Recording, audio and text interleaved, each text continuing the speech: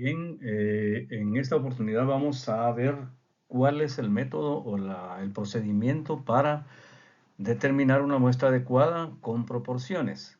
Anteriormente vimos que también podíamos obtener el tamaño adecuado de la muestra cuando conocemos la población, cuando no conocemos la población y principalmente cuando tenemos varianzas y por lo tanto desviaciones estándar y otros datos que son necesarios para desarrollar la fórmula para encontrar la muestra adecuada. En este caso, vamos a abordar lo que es la muestra adecuada con proporciones, la cual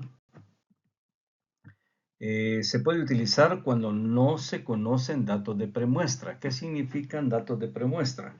Significa que posiblemente tenemos necesidad de evaluar algún dato de la población y podemos ir a esa población, obtener unos 10, 15 datos y a partir de ellos determinar una probabilidad de éxito o de fracaso en relación a la respuesta posible que nos podrían dar los encuestados.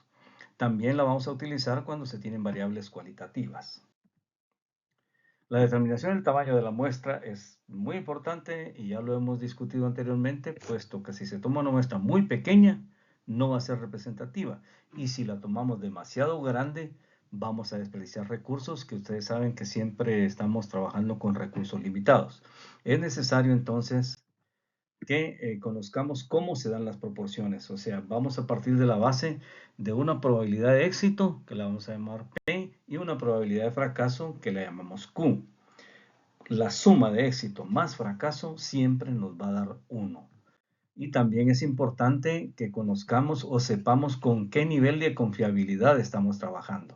En este caso aquí tenemos digamos, un índice que es el índice de Z, el cual va a trabajar con dos colas dentro de lo que es la distribución normal. Y podríamos estar trabajando con un 90% de confianza, con un 95% de confianza o de confiabilidad, o con un 99% de confiabilidad, que es mucho más exigente, ¿verdad? Si estamos trabajando con un 90% de confiabilidad, el valor de Z para dos colas va a ser 1.645. Para el 95% va a ser 1.96 y para el 99% va a ser 2.575. Estos son los valores que vamos a utilizar para introducirlos en la fórmula de tal manera de obtener el tamaño adecuado de la muestra. Para determinar ese tamaño adecuado de la muestra, que lo queremos para estimar la media de la población, ya habíamos dicho que podíamos partir de dos situaciones, ¿verdad? Cuando no se tienen datos de premuestra o cuando se tienen variables cualitativas. Aquí vamos a asumir en principio que si no conocemos esa probabilidad de éxito porque no tenemos datos de premuestra, lo vamos a valorar en 0.5. Por lo tanto, 0.5 de éxito más 0.5 de fracaso es igual a 1, que es lo que habíamos dicho anteriormente, ¿verdad? Y aquí tenemos la fórmula.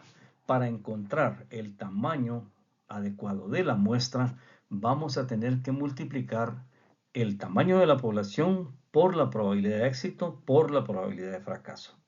Dividirlo entre la población menos 1, que multiplica al error al cuadrado, y esto al mismo tiempo dividido por z al cuadrado, o sea, el valor de z al cuadrado. Todo ello lo sumamos a la probabilidad de éxito multiplicada por la probabilidad de fracaso. Ahora que veamos el ejemplo, pues vamos a entender con mayor facilidad de lo que estamos hablando. Y vamos a iniciar cuando no hay premuestreo. O sea, no conocemos la probabilidad de éxito y por lo tanto no conocemos la probabilidad de fracaso. Por lo tanto, estamos trabajando, o vamos a trabajar con un tamaño conservador. Y el ejemplo dice, se necesita encontrar el tamaño adecuado de una muestra a tomar aleatoriamente en una comunidad. Para ello se sabe que N, población, es 1000. El nivel de confianza que se va a utilizar desde el 95% y asumimos un error del 5%. En este caso ya dijimos, no se ha realizado una premuestra. ¿Cómo procedemos? Pues vamos a es proceder con el tamaño conservador y aquí tenemos la fórmula como lo habíamos mencionado. Lo primero que vamos a hacer es enlistar los datos con los que disponemos. Tenemos una población de 1000, tenemos un valor de Z que tiene que estar en el 95% de confiabilidad, tenemos una probabilidad de éxito de 0.5, por lo tanto, una probabilidad de fracaso de 0.5. El error que estamos dispuestos a asumir es del 5% y con el 95% de confiabilidad ya habíamos dicho que el valor de Z es 1.96. Sustituimos estos valores en la fórmula y vamos a ver que entonces nos queda 1000 por 0.5 por 0.5, que es NPQ, que divide a 1000 menos 1, que es la población menos 1, multiplicada por el error, que es del 5%, por lo tanto es 0.05 al cuadrado, dividido el valor de Z al cuadrado, que es 1.96 al cuadrado. Esto lo sumamos a 0.5 por 0.5, que es el valor de éxito más y el valor de fracaso. Cuando sustituimos estos valores, vamos a encontrar que n es igual a 277.74, lo cual aproximamos a 278. ¿Qué significa esto? Que de 1000 individuos, de acuerdo al tamaño conservador de muestra, necesitamos entrevistar únicamente a 278. Cuando hay premuestreo, o sea que sí vamos a conocer el valor de éxito y el valor de fracaso. Aquí tenemos un ejemplo. Datos, cuando tenemos premuestreo, y vamos a aplicar la fórmula de la proporción. La población siempre va a ser 1000, la confiabilidad siempre vamos a utilizar un 95%, y en este caso sí hubo premuestreo, o sea que conocemos el valor de la probabilidad de éxito, que en este caso va a ser 0.7. ¿Cómo obtuvimos ese 0.7? Con esos 10 o 15 individuos que entrevistamos y de los cuales establecimos que la probabilidad de que exista lo que estamos esperando es 0.7, por lo tanto 1 menos 0.7 es 0.3, o sea que 0.7 más 0.3 es igual a 1. Ya habíamos dicho que la probabilidad de éxito más la probabilidad de fracaso siempre va a dar 1.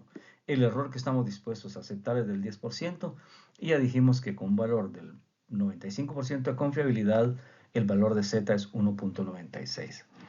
Venimos y sustituimos en la fórmula los datos. En este caso ya no es 0.5 el éxito y 0.5 el fracaso, porque en este caso ya conocemos la probabilidad de éxito, que es 0.7, por lo tanto la probabilidad de fracaso es 0.3.